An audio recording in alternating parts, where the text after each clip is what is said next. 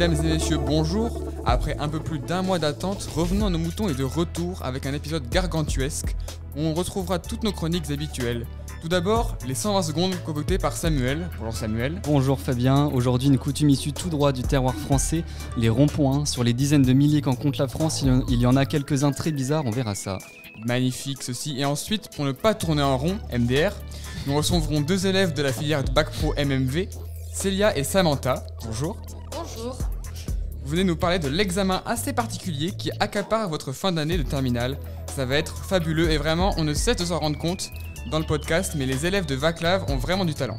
Ensuite, nous recevrons Monsieur Pierre qui nous parlera des rumeurs d'un point de vue plus sociologique. Et pour terminer, l'agenda de ce mois de mai, incluant les actualités du lycée et les micro-trottoirs sur le thème de la langue française. Assez parlé, revenons à nos moutons 4, c'est parti. Revenons à nos moutons.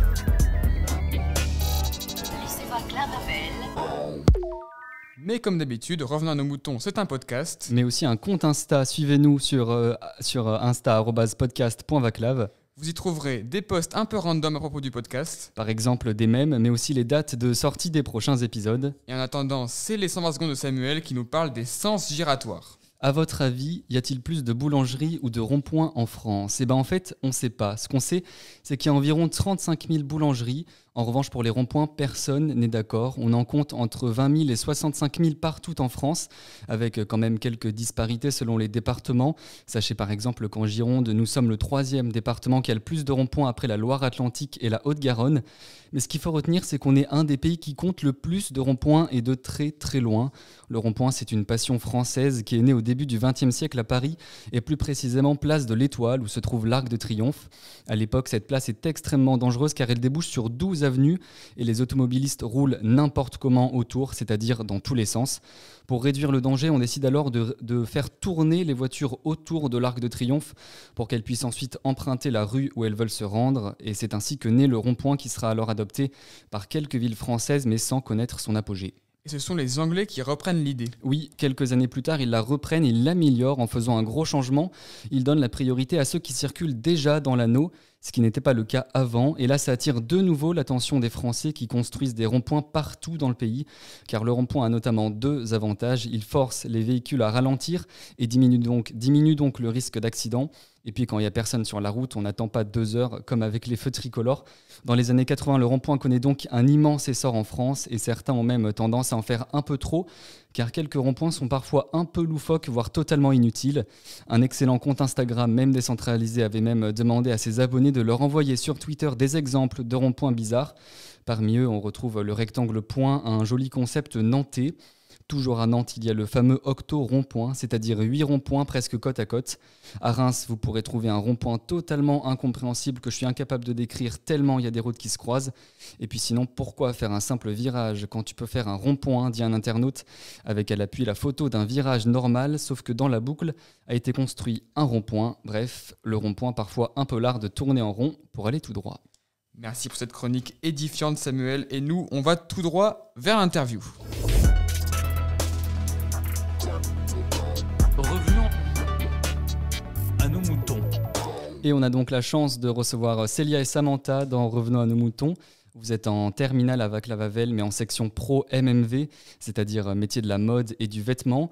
Et on vous a invité justement pour ça, parce que récemment, vous avez eu un projet obligatoire à réaliser. Vous deviez créer entièrement une veste sur la base de celle du modèle Paloma. On va y revenir. Vous deviez donc dessiner et fabriquer la veste, puis présenter votre projet à l'oral. D'ailleurs, l'oral n'est toujours pas passé, donc là, vous êtes un peu dans la préparation de l'étape finale. Mais donc déjà, est-ce que vous pourriez présenter la filière MMV pour ceux qui ne connaissent pas du tout ?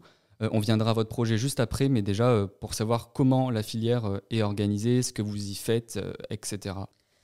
La filière MMV, c'est une filière où on fait un peu tous les métiers de la mode. C'est-à-dire qu'on ne fait pas que de la couture, on fait aussi du modélisme, donc on crée des patronages. Donc c'est la partie modéliste, en fait, on l'a fait et sur ordinateur et en papier. On apprend aussi tous les codes du langage de la mode avec des dessins techniques et des schémas particuliers. On apprend également à différencier les tissus, que ce soit au toucher ou avec des expériences comme le faire brûler et à l'odeur. C'est aussi un peu de stylisme, mais pas vraiment énormément. Et de la confection de vêtements. Et donc, pour quel vœu d'orientation, quel métier ça débouche ? Principalement le métier de modéliste. Mais après, on peut, en fonction des stages qu'on aura réalisés pendant nos 3 années, on peut après s'orienter vers la haute couture, le cuir. Vraiment, il y a plein de débouchés après dans le monde de la mode. Et à l'origine, alors, pourquoi vous avez choisi cette filière ? Est-ce que c'est venu tout seul, comme ça, très naturellement, ou est-ce qu'il y avait vraiment un objectif après derrière ? Moi, absolument pas. Jusqu'à quasiment la fin de ma 3e, je voulais pas du tout aller en mode, je voulais aller en général pour faire un bac plus orienté littéraire. Et je voulais vraiment... J'ai fait un stage dans une bibliothèque et en fait, ça m'a plu, mais je me voyais pas faire ça. Et j'ai cherché un métier où ce serait vraiment manuel et où je verrais régulièrement l'avancée de mon travail. Et vu que je couds depuis que je suis toute petite et que j'ai beaucoup de couturières dans ma famille, ça s'est un peu imposé de venir. Et j'ai fait un mini-stage dans le lycée et, pour voir le cours, comment se déroulait, et ça m'a plu. Alors, nous, avec Fabien, on n'y connaît à peu près rien, mais on a pu lire le dossier qui présentait les consignes de votre projet. Il y avait pas mal de termes précis. Alors, est-ce que vous pouvez expliquer ce que vous avez dû faire dans ce projet ? Donc, vous deviez faire une veste. Est-ce que vous pouvez en dire un peu plus ? En fait, on avait 1 mois où on a dû réaliser une veste de A à Z. Alors, on a commencé par la phase d'art appliqué. On a fait différents croquis en fonction d'un cahier des charges.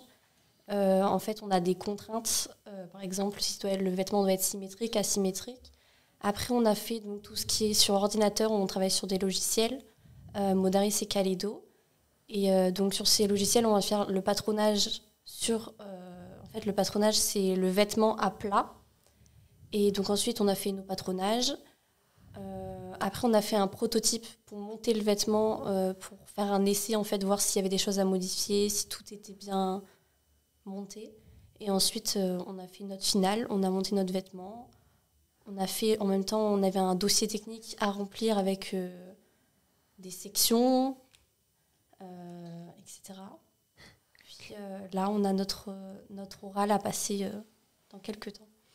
Alors, justement, il a duré 1 mois, ça vous a paru long, court, parce que c'est quand même intense. 1 mois sans cours, du coup ? Pendant 1 mois, en fait, on était vraiment consacrés à ça. Donc, moi, j'ai vraiment aimé et en même temps, j'étais totalement paumée. J'ai aimé parce que c'est vraiment l'immersion dans ce qu'on veut faire plus tard pour la plupart. C'est vraiment, on voit tous les aspects du métier de différentes façons et on est vraiment en autonomie, ce qu'on n'a pas vraiment la chance d'avoir en cours parce que y a plus des leçons ou des applications d'exercices. Mais par contre, j'étais un peu perdue, moi, parce que j'ai eu du mal à répartir mon temps. C'est compliqué d'avoir une vision sur la globalité de la période. Et en plus de ça, on est tombé en plein milieu dans les grèves. Donc, on a eu beaucoup de cours qui ont été déplacés et annulés. Donc, ça a été un peu en bazar, quoi. Et pour Célia, est-ce que c'était pareil ou pas Moi, j'ai trouvé ça un peu long quand même. Parce qu'on n'a jamais eu 1 mois en totale autonomie sur un produit qu'on pouvait faire entièrement nous. Parce que d'habitude, on a une contrainte de A à Z. Là, c'était vraiment nous qui imaginions le produit. Après, oui, c'est une certaine pression en 1 mois de réaliser un produit de A à Z. Donc, c'était la première fois que vous faisiez quelque chose comme ça en entier, sans être guidé Oui, vraiment seul de A à Z. Voilà. Oui. Okay. Même les profs ne pouvaient pas vous donner de conseils. Non, C'est un examen, non, ouais, c'est ça. Non, vraiment. Et en plus, c'était aussi la première fois qu'on utilisait nos propres patrons. D'habitude, on a les patrons qui sont fournis par les profs. Donc, s'il y a une erreur si à la fin le vêtement rend pas bien, c'est généralement que c'est une erreur de montage. Alors que là, on savait vraiment... Enfin, c'était dur de visualiser où se situaient les erreurs. Donc, c'était compliqué de trouver l'erreur pour la modifier. Et là, vous êtes dans le jus, parce que c'est un peu la dernière étape avant l'oral. Vous êtes bien, vous êtes dans les temps, là, ou pas ? Ça devrait le faire. Okay. L'oral, c'est quand, du coup, juste pour la précision. La semaine de mai où il n'y a pas de jour férié. Okay. Voilà. La semaine dans 2 prochaine, semaines. non Non, ou celle d'après, ouais. Non, oui, la semaine prochaine, c'est ça. Ouais, c'est ça. Ok.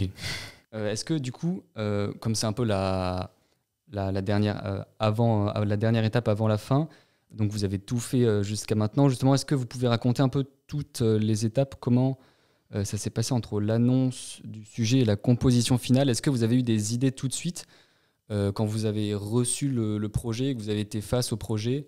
Vous êtes dit quoi? Est-ce que tout de suite vous avez eu l'idée de ce que vous alliez faire par rapport à la veste, ou ça vous a pris plus de temps? Vous avez eu des galères ou ça s'est bien passé Moi, pour ma part, j'ai pas du tout eu d'idée sur le moment.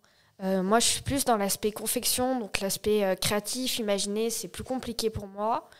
J'ai commencé à avoir des idées. En fait, le premier processus, avant les dessins, avant vraiment tout, c'est de faire ce qu'on appelle des planches d'ambiance. Donc, en fait, on recherche des visuels, des images qui nous parlent. Moi, j'ai mis des images d'avions, de boutons, vraiment des trucs qui parfois ont rien à voir. Et c'est vraiment le but c'est un processus pour avoir vraiment des idées plus créatives. Et moi, c'est là que j'ai commencé à avoir des idées. Et après, sinon, moi, j'ai eu beaucoup de problèmes parce que j'ai eu vraiment des problèmes d'inattention qui m'ont posé des gros problèmes de montage. Et à la fin, je me suis aperçue que j'avais un gros problème de montage. Moi aussi, j'ai eu un petit peu de mal au niveau de la créativité. C'est pas ce que je préfère, on va dire.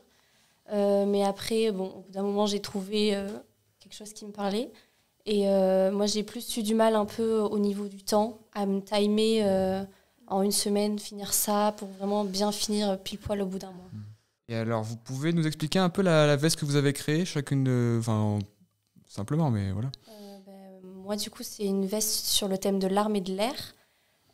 Donc, on avait des contraintes. On devait avoir, ça devait être cintré, asymétrique, il me semble.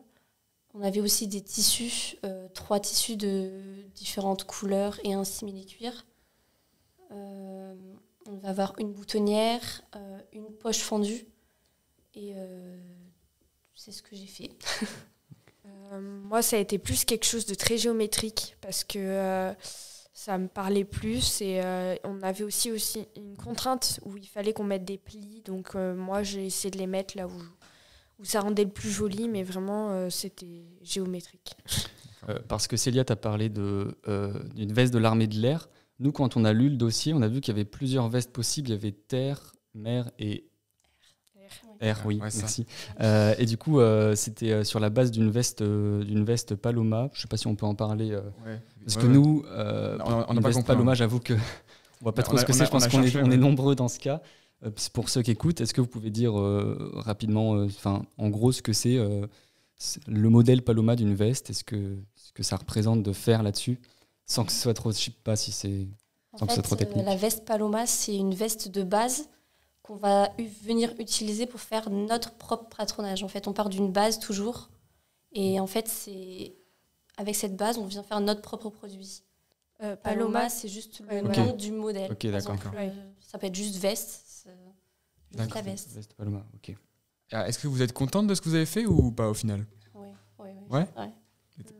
Moyennement. Mais, Moyennement. moi, j'ai tendance à un peu pointer les défauts. Et moi, il y a des défauts qui sautent à l'œil, donc ça me dérange. D'accord, ouais, je vois. Et du coup, est-ce que c'est un projet que vous avez bien aimé faire ou pas? Donc pendant quand même un mois à fond dessus. Est-ce que du coup, il y avait du stress un peu, j'imagine, mais est-ce que c'est quelque chose que vous aimeriez bien refaire, ou est-ce que c'est motivant? Je sais pas. Oui, moi j'ai trouvé ça plutôt motivant. Ça nous a mis un peu comme en condition d'entreprise, puisqu'on travaillait vraiment tout le temps en couture. On n'avait pas les matières générales, etc. Et moi j'ai trouvé ça plutôt motivant. J'étais plutôt contente du résultat. C'est plus la partie un peu stressante à la fin pour vraiment finir dans les temps. C'était un peu compliqué, mais c'était fini et ça s'est bien passé dans l'ensemble. Donc, Moi, c'est exactement ça que je veux faire plus tard, donc j'ai vraiment adoré. C'était vraiment une belle immersion et une belle expérience. Et donc justement, si plus tard vous voulez refaire, si vous voulez recréer un autre vêtement comme ça, est-ce qu'il y a un vêtement en particulier que vous aimeriez créer? Parce que là, on vous a imposé la veste, mais si jamais on vous disait n'importe quel vêtement, est-ce qu'il y en a un que vous préfériez faire? Moi, j'adorerais réaliser une veste réversible. Je trouve que c'est très technique et je trouve ça vraiment... C'est quoi une C'est veste? Mais si, c'est les vestes qui peuvent se mettre d'un côté et de l'autre. Ouais. Ok. Ah oui, c'est stylé. moi j'aurais dit plutôt une chemise une chemise un peu... pas une chemise basique, vraiment revisitée, des manches bouffantes, enfin vraiment quelque chose d'original. Ouais. Ok. Donc Samantha et Célia, pour finir cette interview, on vous avait demandé de choisir une chanson pour pouvoir la diffuser. Et vous avez choisi Vogue de Madonna. Alors rapidement, pourquoi vous avez choisi cette chanson ? C'est moi qui ai proposé cette idée parce que c'est une chanson tirée d'un film qui parle de la mode qui s'appelle Le Diable s'habille en Prada, que j'ai vu il n'y a pas longtemps. Et en fait, moi, j'écoutais plus du tout cette musique et de l'avoir vue, ça me l'a fait reprendre en tête. Et Le Diable s'habille en Prada, grosso modo, c'est un film qui montre combien le côté, les vêtements et la pression qu'il y a dans le monde de la mode peut changer une personne. Vogue de Madonna, le show musical de Samantha et Célia qu'on écoute maintenant dans Revenons à nos moutons. À tout de suite.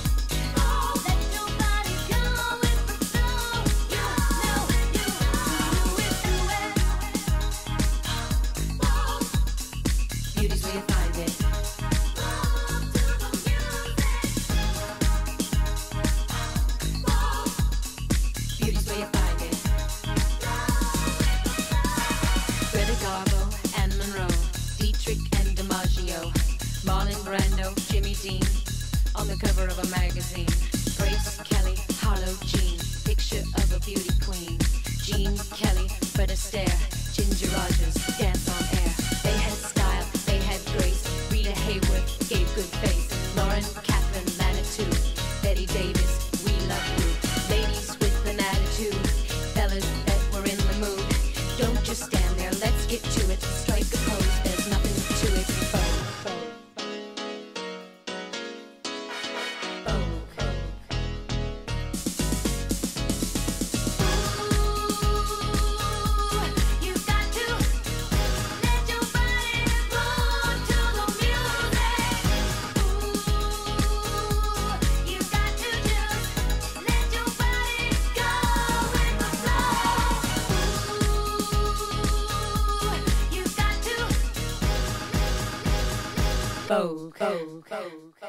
Et à l'instant, c'était Vogue de Madonna dans Revenons à nos moutons. Tout de suite, c'est le billet de Monsieur Pierre.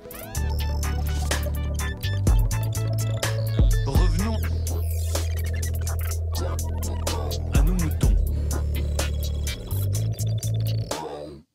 Bonjour Monsieur Pierre. Bonjour, merci de votre invitation. Vous êtes prof de SES à Vaclav-Havel et donc toujours fidèle à votre matière. Vous voulez nous parler d'un phénomène de société, mais à partir d'un fait historique qui date de plus de 200 ans. Oui, figurez-vous, je suis tombé récemment sur une histoire ancienne qui, je trouve, est très instructive pour prendre de la hauteur sur certaines problématiques actuelles. Donc permettez-moi de vous raconter cette histoire qui remonte à 1804. 2 ouvriers agricoles travaillent sur un terrain d'une commune située à côté de Vittel, dans les Vosges, c'est-à-dire dans le nord-est de la France pour les moins bons en géographie parmi nous. En travaillant le champ et en retournant la terre, les 2 hommes tombent sur des ossements. Ils déterrent ces ossements et semblent identifier 2 crânes humains. Des fouilles sont alors organisées. On trouve ainsi 3 autres crânes, des vertèbres, des tibias, des fémurs et des os de bras. Une rumeur commence donc à enfler selon laquelle ces squelettes seraient peut-être ceux des marchands de bestiaux du département d'à côté qui venaient chaque année mais que l'on n'avait pas revus depuis 7 ou 8 ans. Et puis certaines personnes se souviennent que la dernière fois que ces marchands de bêtes étaient passés, ils avaient commercé avec une famille en particulier, la famille dénommée Arnoux, composée de 3 frères, d'une sœur et de leur mère. Il n'en faut pas plus pour que les 5 membres de la famille Arnoux soient accusés d'assassinat et incarcérés. Et j'imagine qu'une enquête minutieuse a été faite. Effectivement, une enquête est ouverte et 129 témoins se manifestent pour être entendus par les magistrats chargés de l'enquête. Mais tous ces témoins, à quelques exceptions près, vont alors se déchaîner contre la famille Arnoux. Les membres de cette famille sont décrits comme alcooliques, agressifs, violents. Bref, ils sont peu appréciés, alors on se déchaîne. Certains vont aussi évoquer leur étonnant enrichissement rapide et récent, qui daterait justement, tiens comme c'est bizarre, du dernier passage des marchands de bestiaux. D'autres disent même se rappeler d'une odeur de cadavre près de chez eux, de traces de sang sur les murs de leur maison, de cris effrayants en pleine nuit, etc. Certains disent même avoir vu un panier rempli de mains tranchées. Les 5 membres de la famille Arnoux sont inculpés et vont rejeter en bloc toutes ces accusations. Mais rassurez-moi, des preuves solides sont quand même été trouvées, non ? Eh bien non, aucune preuve formelle n'a été apportée au dossier. Et malgré le caractère douteux et parfois délirant des témoignages, les magistrats vont avoir la conviction que les membres de la famille Arnoux sont des assassins.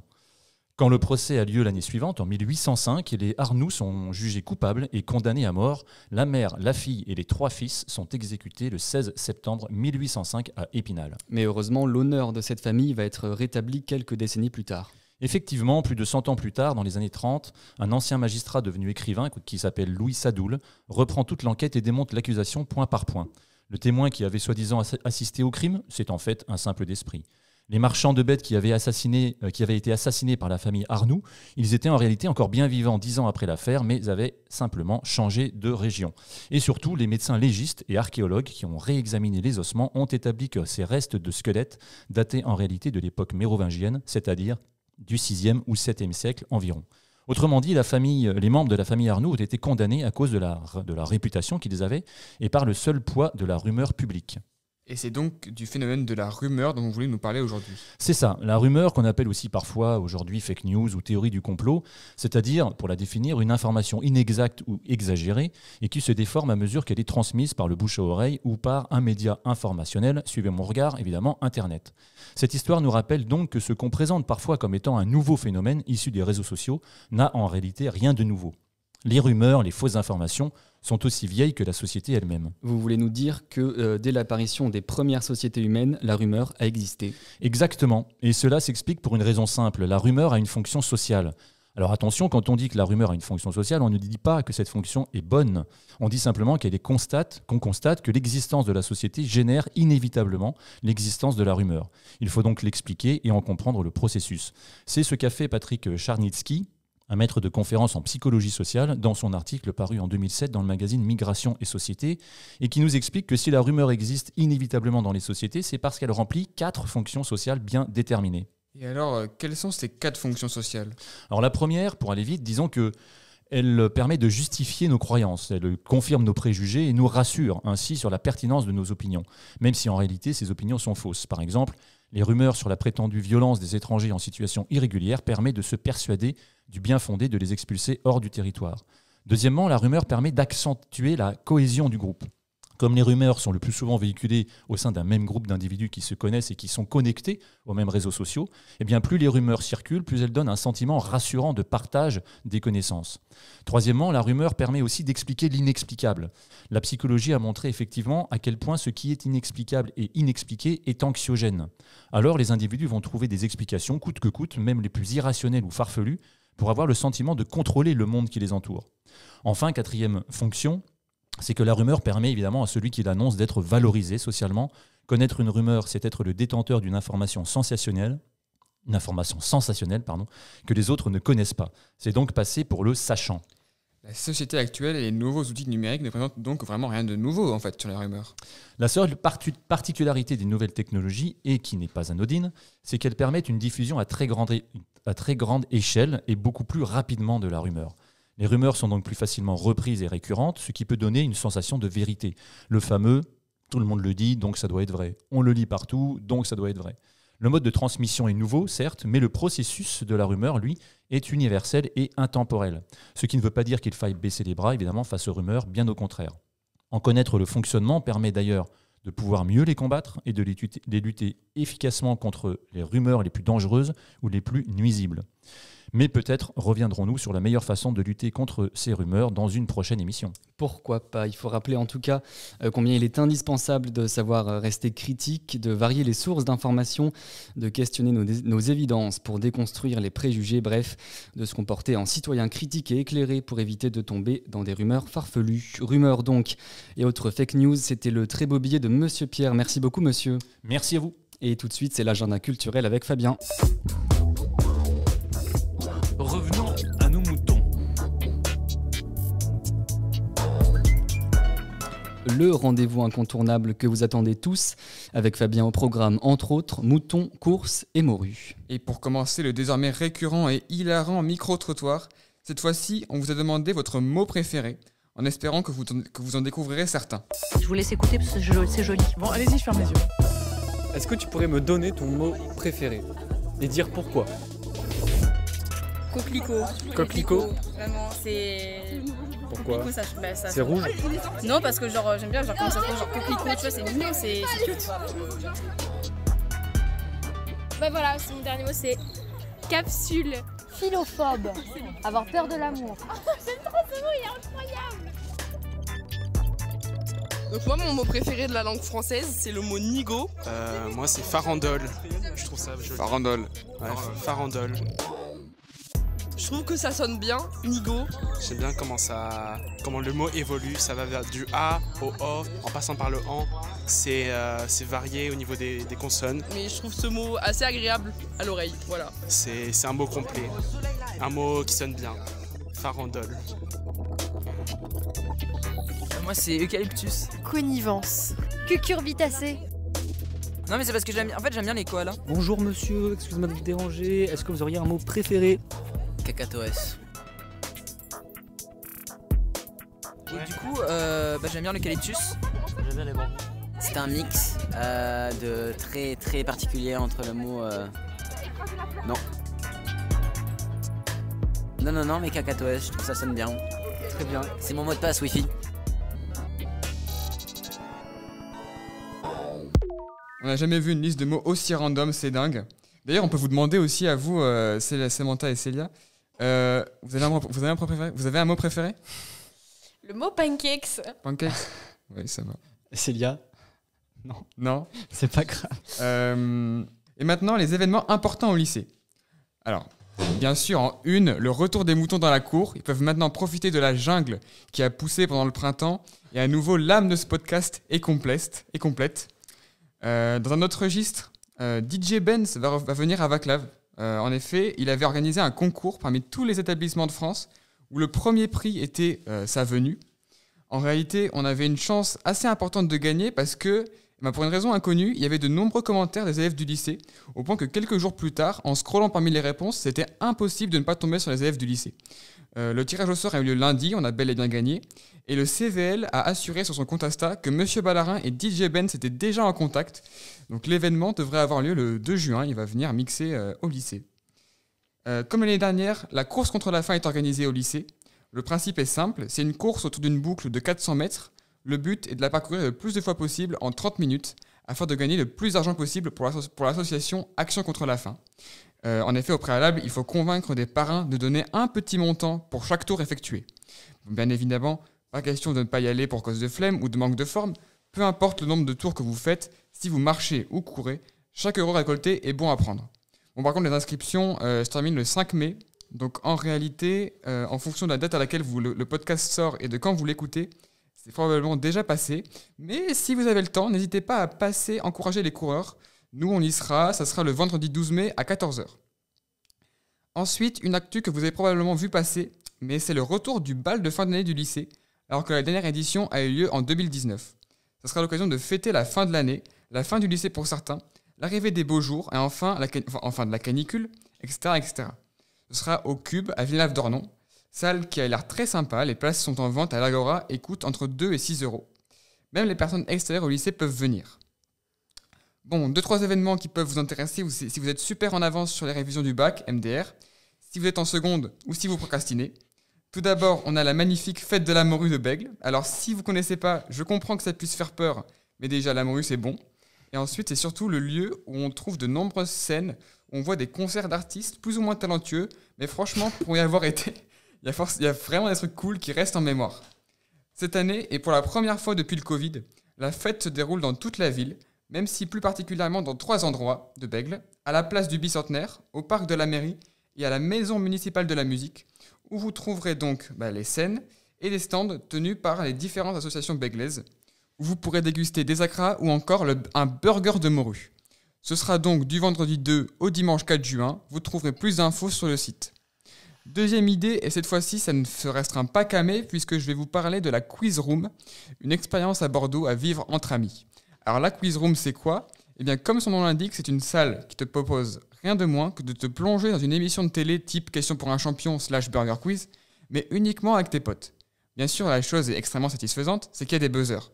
Les questions sont globalement ok, pour y avoir été, c'est vachement drôle de se foutre de la gueule des potes qui sont inférieurs en culture à vous. A noter que c'est pas un simple quiz, il y a aussi des gadgets pour pimenter légèrement la partie, et il y a aussi une version blind test si la musique c'est plus votre truc. Donc franchement, sortie sympa à faire, même si forcément c'est un budget. Il faudra compter à peu près 20 euros par personne, entre 25 et 22 euros par personne en fonction de la taille du groupe. Et puis également une info importante, à partir de la rentrée de septembre, TBM va se renouveler et changer en partie son plan avec au programme des lignes de bus qui seront ajoutées, modifiées ou supprimées. Je vous dis simplement que concernant Vaclav, la ligne 15 ne passera plus au lycée, avec aussi pas mal d'autres petits changements. Vous pouvez évidemment retrouver tous les détails sur le site de notre beau réseau de transport elfamoso.info-tbm.com. Et voilà, revenons à nos moutons, on rend l'antenne. Félicitations si vous nous avez supportés jusque-là. Merci beaucoup Fabien de m'accompagner sur le chemin du bonheur auditif grâce à ce podcast. Merci Samu. N'hésitez pas à rejoindre l'immense communauté de Revenons à nos moutons, @podcast.vaclav sur Insta. Merci à nos 2 invités, Célia et Samantha. Merci à vous. Merci Monsieur Pierre pour votre très belle chronique du jour. Sans eux, on ne reviendrait jamais à nos moutons, Anna et Monsieur Ballarin. Et puis surtout, merci à vous qui nous écoutez. Bien sûr, cet épisode était peut-être le dernier de l'année. On espère en refaire un avant les vacances d'été, mais le bac de français sera notre pire ennemi d'ici là. Alors on croise les doigts pour vous dire à dans un mois. Et sinon, on se retrouvera avec grand plaisir à la rentrée de septembre pour une saison 2 épique de Revenons à nos moutons. Bisous.